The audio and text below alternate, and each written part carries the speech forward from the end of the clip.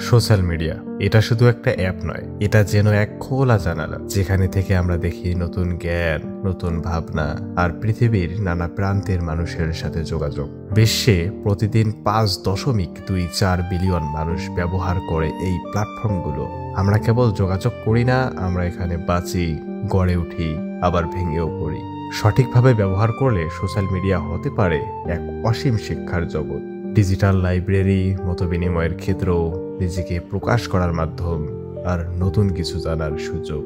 কিন্তু আমরা যখন সারাক্ষণ শুধু লাইক আর ফলোয়ার নিয়ে ভাবি, নিজেকে অন্যের সাথে তুলনা করি, তখন সোশ্যাল মিডিয়ায় হয়ে ওঠে মানসিক চাপের অন্যতম কারণ। গবেষণা বলছে অনেক বেশি সময় সোশ্যাল মিডিয়ায় কাটালে চিন্তা আর মন খারাপের সমস্যা অনেকটাই বেড়ে যায়। আমরা ভাঙতে পারি এই চক্র। নিয়ন্ত্রণ আছে আমাদের হাতেই। সবকিছুর মাঝেও একটা শক্তি আছে, তোমার পছন্দের শক্তি। তুমি চাইলে এই সোশ্যাল মিডিয়ায় হতে পারে তোমার অনুপ্রেরণার জায়গা, তোমার স্বপ্ন পূরণের পথ। সোশ্যাল মিডিয়া না একেবারেই ভালো, না একেবারেই খারাপ। নিয়ন্ত্রণ তোমার হাতেই। সময় বুঝে ব্যবহার করো, সচেতন থাকো, নিজের জন্য বাঁচো।